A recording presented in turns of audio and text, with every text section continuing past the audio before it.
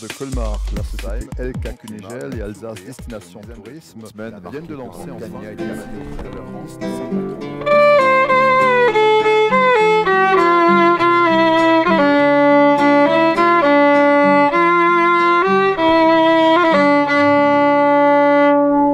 Bonsoir à tous, bienvenue sur Ligne 68, votre télé de proximité, cas par cas, musical. Ce soir, avec une belle berceuse, nous avons le plaisir d'accueillir un groupe de chez nous, Sungovien, les Chapotés. Bonsoir Léa. Bonsoir.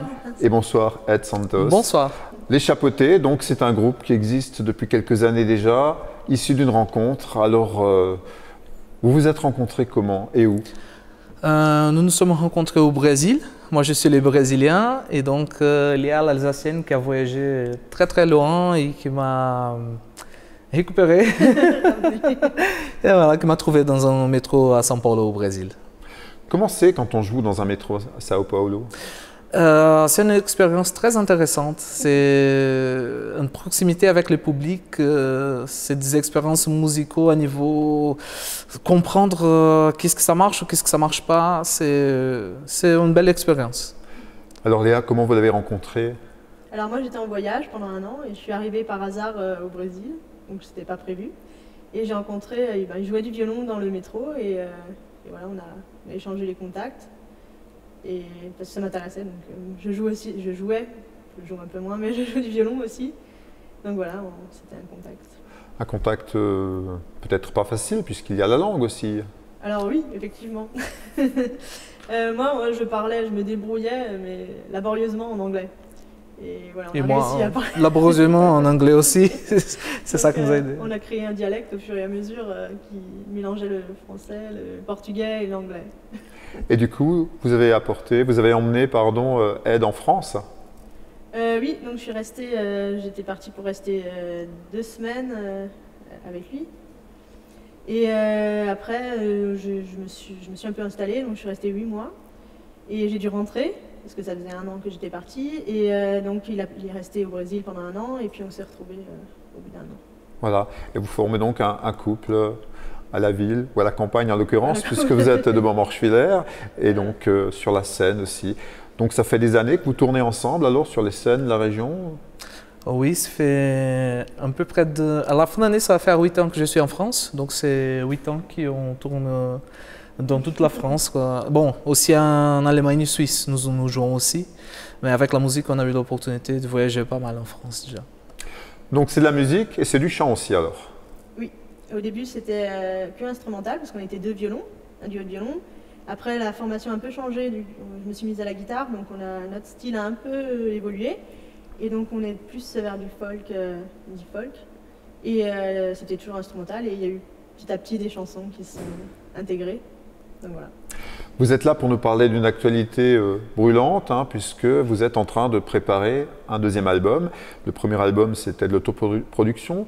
Et donc là, c'est le financement participatif par Ulule. Donc l'album s'appelle Libre. Et donc vous sollicitez donc la communauté, voilà, par Internet notamment, pour vous aider à financer cet album. Alors racontez-nous en quelques mots cet album. 13 titres alors? Voilà, 13 titres, 6 chansons et 7 instrumentales. Donc voilà, toujours dans notre style. C'est le financement collectif. En fait, c'est une façon que nous avons trouvée de pouvoir avoir tous ces gens qui nous suivent déjà dans ces 8 ans, faire partie aussi de notre album. Ça veut dire un contribuant avec plusieurs contreparties différentes que nous avons. Par exemple, une des contreparties, la personne elle a l'album et elle peut être aussi avoir son nom inscrit donc, dans l'album. Après, nous avons aussi des affiches, nous avons plusieurs choses différentes. Mais c'est cet échange vraiment avec le public et en train de les avoir dans vraiment notre univers, quoi. Voilà, de nombreux artistes font appel donc au financement participatif. Alors donc c'est sur Ulule et donc qu'est-ce qu'on fait? On tape quoi? Les Chapotés. Les Chapotés. Pourquoi ça s'appelle les Chapotés d'ailleurs? Alors parce que quand on s'est rencontrés, on jouait donc en duo et on a acheté des chapeaux. C'est un artisan chapelier dans la rue. Et du coup, quand on sortait, on mettait toujours notre chapeau. C'est comme ça que les gens nous reconnaissaient. Même quand on n'avait pas les instruments, on disait « Ah, c'est les musiciens !» Alors voilà, on a gardé les chapeaux et puis j'ai fait le petit jeu de mots, les chapeautés, parce qu'on porte un chapeau. Voilà, donc ça s'écrit les chats potés. Alors ça s'écrit oui, avec les chats potés. Alors justement, donc, pour nous donner un aperçu, une ambiance, on va jouer peut-être un morceau. Oui, alors c'est un morceau qui est dans notre prochain album, qui s'appelle Regarde. Regardons et écoutons surtout les chats potés.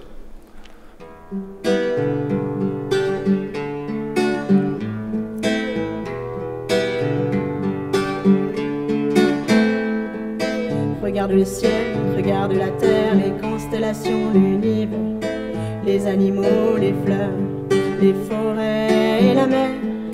Comme les vagues emportent le temps, l'écume au loin se disperse. Comme un voilier poussé par le vent, les ondes tu traverses. Oh, oh, oh,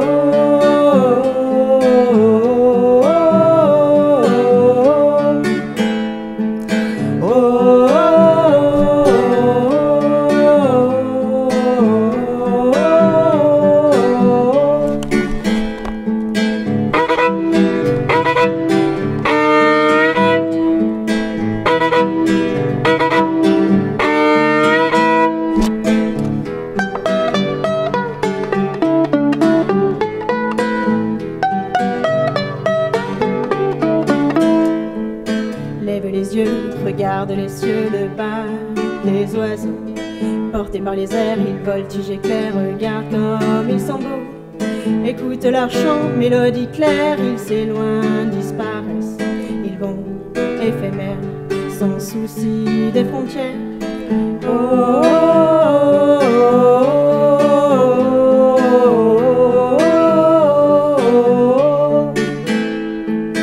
oh,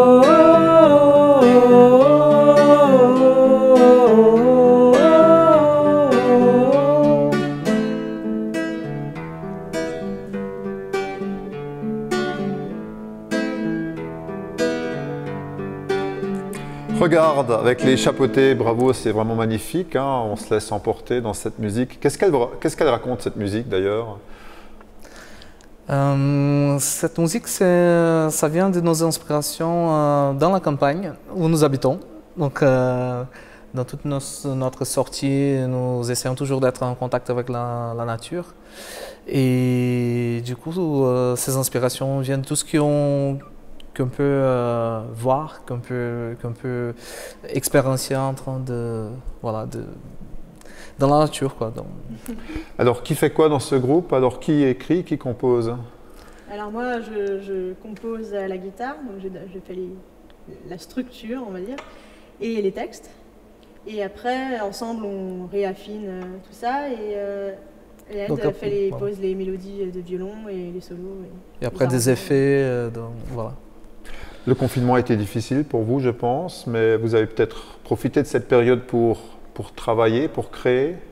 Exactement, c'est pendant le confinement en fait qu'il a aidé de créer cette nouvelle album, à consolider, quoi. Donc c'est le moment que nous étions, voilà, qu'est-ce qu'on va faire maintenant? Les concerts ils sont annulés, plusieurs événements que nous avons, et on avait déjà une petite idée dans la tête par rapport à ça, et certaines personnes qui nous suivent demandaient, ça faisait déjà quand même 2 ans que nous avions notre ancien CD, et donc c'est dans ce moment on a profité pour vraiment se poser au travail.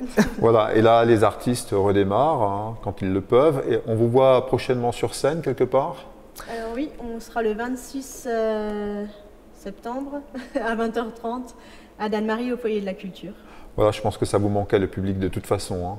Oui, et puis c'est notre premier concert, il me semble, de l'année.